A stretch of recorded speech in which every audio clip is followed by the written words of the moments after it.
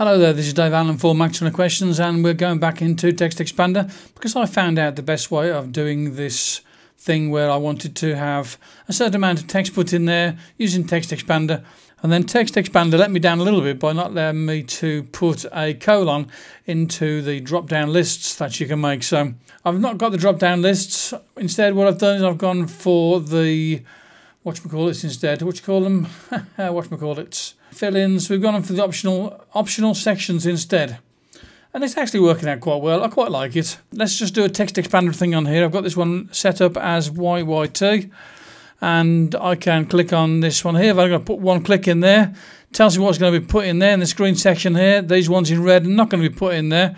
And I click on OK. And the job is done. So now what I've got is I've got this bit here where put in by that optional section, and it's given me, here's the playlist for videos about No Stylus, and then this is the No Stylus website, and it puts those two things in. This link here, what that one does, it takes people to the playlist on YouTube for No Stylus. So anything to do with the iPad Mini and the iPhone, or the iPod Touch even, will take people to that site there, that part of the site there.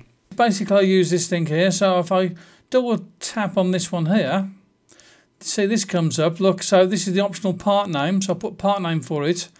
You have to make sure that you unclick this here, include by default, otherwise it just goes in there and it doesn't become optional anymore, so I can't see the point in that, to be quite honest. So here is a playlist for videos about, and then we've got No Stylus, and this is all I want to put in there. And then underneath this here, I've got the No Stylus website, and then I've already got a snippet in there, which is the //n for the No Stylus website, and that's what gives me the code for the site. So let's just click on Done. And I've done the same for all of those there. So if I double click on that one there, this one's for the ebooks. So anything to do with Digital Book Maestro, this will go to this one here. And again, I've got a snippet which puts it in there for //d. And just makes it a little bit simpler to put it in there rather than putting the whole of the website address in there. Okay, so I click on Done.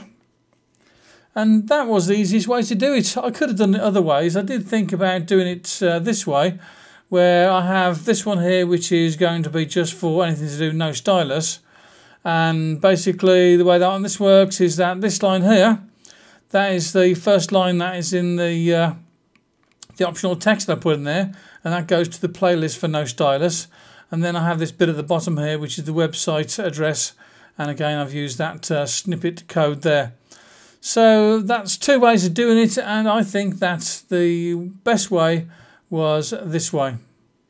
So I've got quite a lot of text being put in there. I suppose the thing to do now is to see it actually being used. So let's go into Google Chrome. Let's go to the Video Manager. And in the Video Manager, let's go to this one. This is a recommendation for Bakari Chavanu. Let's click on Edit. So here we are in the editing area. So all I've got to do is put a new line in there, type in YYT. As you can see, this came up. This is my selection area. Now this one is for a recommendation, and it is non-specific really, so I could put this under Mac 20Q News, and I could even put in more than one if I want to. So if I wanted to put something in there for No Stylus, I could do that as well. So let's just do that with two of them in there. Click on OK. And you can see what's happened here is that this section here is the playlist for No Stylus. So that's playlist for No Stylus there. This is the No Stylus website. And then we've got the playlist again for Mac 20Q and Mac 20Q News to be precise. And then there's this one here which takes you people to the website there.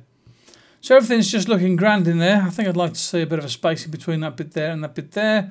So I'll have to do a slight change to the TextExpander macro, and we're all done.